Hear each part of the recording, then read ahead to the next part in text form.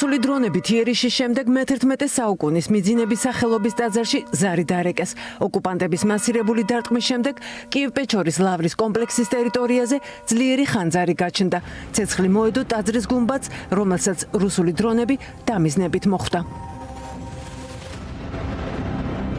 იუნესკოს კულტურული მემკვიდრეობის სიაში შეტანილი კომპლექსიდან სასულიერო პირებმა და მაშველებმა ხატები და საეკლესიო ნივთები გაიტანეს.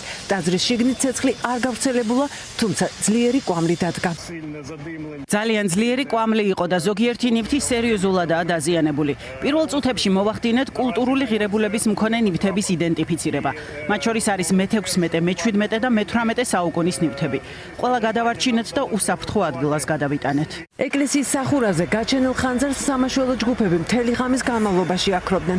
ცეცხლი 800 კვადრატული მეტრის ფართობზე იყო გავრცელებული. ეკლესიაში, რომელიც ჰააგის კონვენციით არის დაცული, გაეროსა და იუნესკოს სპეციალისტები მუშაობას შეუდგნენ. კომპლექსი და ეკლესიის დამწვარი სახურავი პრეზიდენტმაც მოინახულა. ვოლოდიმირ ზელენსკიმ კიევ-პეჩორის ლავრაზე შეტევას ქრისტიანული კულტურის წინააღმდეგ რუსეთის მიერ ჩადენილი ყველაზე დიდი დანაშაული უწოდა და პირობა დადო, რომ მოსკოვი პასუხს მიიღებს. კიევის ისტორიული ცენტრის გარდა რუსეთის სამიზნე იყო სახლები, სასწავლო დაწესებულებები და ოლექსანდრ დოვჟენკოს სახელობის უძველესი კინოსტუდია. განადგურდა კოსტუმების საცავი. ბოლო მონაცემით მასირებულ დარტყმებს კიევში 5 ადამიანი ემსხვერპლა. დაჭრილთა რიცხვი 30 საჭარბებს.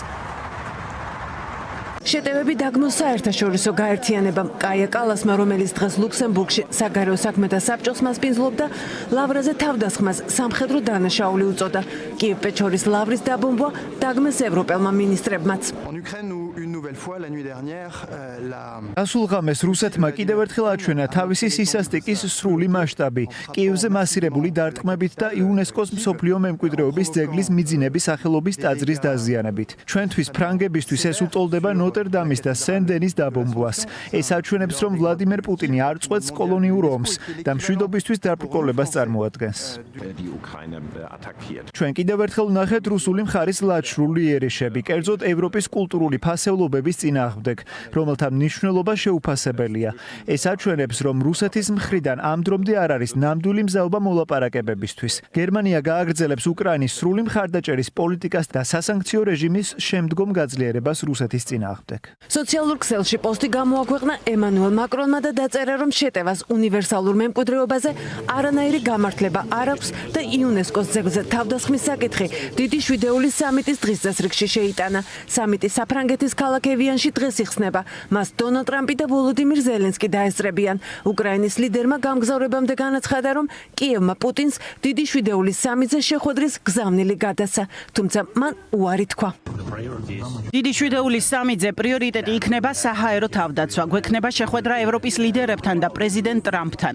მასთან ვილაპარაკებთ, როგორ გავაჩეროთ ეს ომი.